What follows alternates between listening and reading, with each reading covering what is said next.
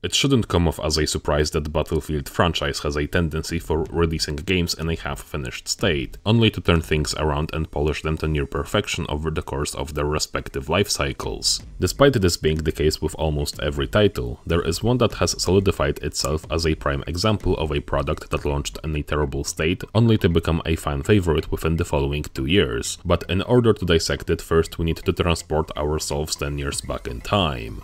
Coming on the heels of Battlefield 3's success, the bar was set very high for the next installment in the franchise. A direct sequel has been teased and subsequently announced in March of 2013, unsurprisingly taking on the name of Battlefield 4.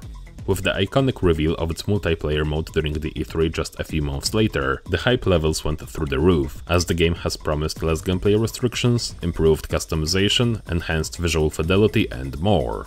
However, while the promised features and the grand scale of warfare were present at launch, the technical state of the game did not allow many players to properly enjoy these mechanics. Poor netcode, constant crashing, myriad of bugs and general instability resulted in what would be remembered as one of the worst releases in the history of first-person shooters. However, it didn't stop the developers at DICE and DICE LA from eventually turning it into a stable and fun product. So let's take a closer look at the actual game mechanics and explore the good, the bad and the ugly of Battlefield 4. Perhaps the biggest and most noticeable change from the previous games is the amount of freedom that Battlefield 4 gave to its players. The revamped class system introduced more weapons and gadgets than ever before, while also overlapping more content between various classes. While they retained their general roles on the battlefield from the previous game in the franchise, most of them were unshackled from many restrictions that were previously imposed, allowing the audience for a greater variety of gameplay styles within each class. For instance, Recon was no longer a sniper-exclusive class, as they could now wield C4 charges and use full-auto carbines instead of bolt-action rifles. This has allowed the sandbox element of the game to flourish and expand the creativity of the players, which in turn gave birth to what is now widely known as the Battlefield moments. From rendezvous, flying dirt bikes to jihad jeeps and even destroying tanks with flashbangs. This new, more open approach to gameplay was further complemented by the much-needed expansion of the customization systems. While the previous games have included some form of weapon and soldier customization, Battlefield 4 has truly taken it to the next level. Players could unlock and apply a massive amount of paint jobs on their guns, the weapons could be outfitted with more attachments of different variety than ever before, and the soldiers themselves had a multitude of uniforms to choose from. The sheer amount of content that Battlefield 4 has provided was staggering back in the day, and the fact that the game introduced a hefty amount of rewards and assignments for players to pursue has given them enough goals to chase after for literal years to come. While the quantity and variety of tools for the players to utilize was the name of the game, it didn't stop there. To this day, Battlefield 4 features the largest and most diverse collection of maps and game modes of any game in the franchise. From the old-time classics such as Conquest and Rush to new and interesting additions such as Obliteration and Chainlink. Such a rich roster of content meant that there was something for everybody. Longtime fans of the classic combined arms warfare could have fun playing on maps such as Siege of Shanghai or Zavod 311. Vehicle mains could easily jump into one of many Golmud railway servers and enjoy the armored warfare for hours on end. Infantry fanatics could easily beat the living crap out of one another on Operation Locker 24/7. No matter who you were or what your preferred playstyle was, Battlefield 4 had something to offer. The return of the Commander mode also added a new layer to the gameplay, as many objectives now unlocked specific assets which could be utilized by the commanders to deploy on the field, from UAV scans to cruise missiles and AC-130 gunships. Running on the updated Frostbite engine which brought enhanced destruction, one key feature stood above all: Levolution. In what many other games would be a scripted cinematic event during the single-player campaign, Battlefield 4 has offered as an experience within the live online multiplayer match. From an ability to collapse a giant skyscraper, to destroying a massive satellite dish, to crashing a flaming warship into a chain of islands, Levolution undeniably caused the cinematic aspect of the battlefield to reach a whole new heights. But that wasn't the only upgrade that the new engine brought. The new server-side water simulation has finally brought a proper naval warfare into the franchise, as the attack boats have made their debut.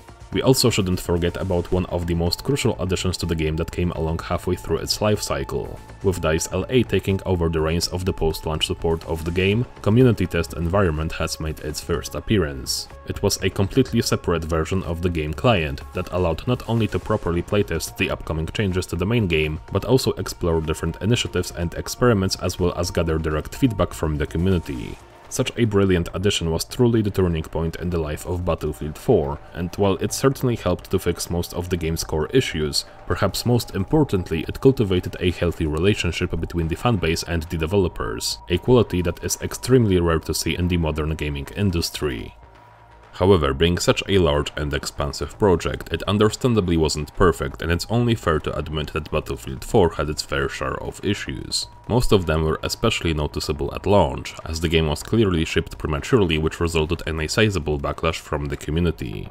From underwhelming performance, bugs that ranged from teleporting elevators, vehicles bouncing off the water, silenced DMRs crashing the entire sound system during the match, to technical difficulties such as poor netcode and servers running at low refresh rate, which resulted in a much frustration, as trading kills and dying behind cover was very common at the time.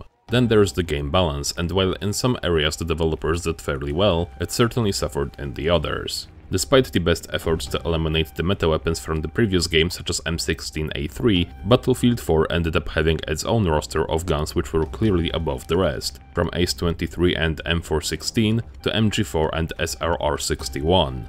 Some gadgets in the game were also criticized for rewarding low-risk and low-effort type of playstyle, from remote-controlled mortars, UCAVs to anti-air mines and XM25 launchers. Then there are features such as counter-knife, which sounded great on paper but were really gimmicky in practice. The increased freedom in gameplay also meant more chaos, which admittedly at times could get out of hand. Grenade and explosive spam was a major issue, especially on the more compact maps, and with more classes having access to more tools of destruction, it often resulted in players constantly being killed without even seeing their attacker or having a chance to react. This brings us to perhaps one of the biggest issues the game had in terms of its design, that being the maps themselves. Battlefield 3 has set a really high standard for the level design, and when you compare the maps from that game to Battlefield 4, it is easy to see the rather stark differences in how they were constructed. Looking at the levels from the previous games, it is easy to see that there was some level of planning that went into the layout of these maps. Many of them included carefully spaced out power positions, open areas featured enough cover for the infantry to utilize while also providing enough space for the mechanized warfare. There were clearly designed pathways and flanking routes, while the objectives themselves were strategically placed in just the right distance from one another. Each map had its own flow, and they were designed with a specific roster of vehicles in mind, which in turn made it possible for the players to learn and master the flow of these levels to use to their advantage. That kind of design simply did not carry over to Battlefield 4. Again, the more open and sandboxy design led many of the maps to feel like the developers dumped a bunch of random assets into a roughly sculpted terrain, which really broke any sense of proper flow on many of them. It is not to say that every single level in Battlefield 4 is bad. There are maps such as Zavod 311 or Propaganda which are fairly well put together, but then there are ones such as Altai Range, which are about as low effort in terms of the map design as it can get. While the variety of locations was nice, the overall map roster of Battlefield 4 was definitely one of the weaker ones this franchise had to offer. When it comes to ugly, I think the one thing that may come to mind is the campaign. The single-player mode in Battlefield 4 is an interesting case, as it was simultaneously a step forward and a step backward from the previous game. While the story, characters and overall engagement felt flatter than in Battlefield 3 or even Bad Company, it did improve some of the gameplay aspects. Some of the multiplayer's sandbox-like design did seep through into the campaign, as select missions would give the players slightly more breathing room and options to tackle the challenges in the way they see fit. An ability to collect weapons and customize your loadout, which was present in Bad Company 2, has returned, on top of the new scoring system. The campaign also incorporated multiplayer unlocks as rewards, with collectible dog tags and exclusive weapons on offer for completing each part of the story. And while these gameplay changes were a nice addition, it didn't really save the campaign from rather dull writing. It really shows through the fact that the most compelling parts of the story were the ones that involved the characters from the previous game, and while some of the new characters were alright and the game had its fair share of epic moments, the overall package felt like a watered down version of the previous campaigns.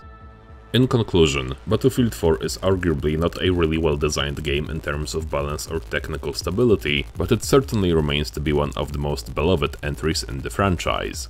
I think the reason behind it boils down to a single word: fun. Despite all its faults, there is no denying that for a casual, engaging multiplayer game with your squad mates where you can play however you want, have a laugh and explore the vast possibilities of its sandbox, Battlefield 4 is really the best this franchise and genre have to offer. And because of that, it will remain to be one of the best and most successful disasters in the history of first-person shooters.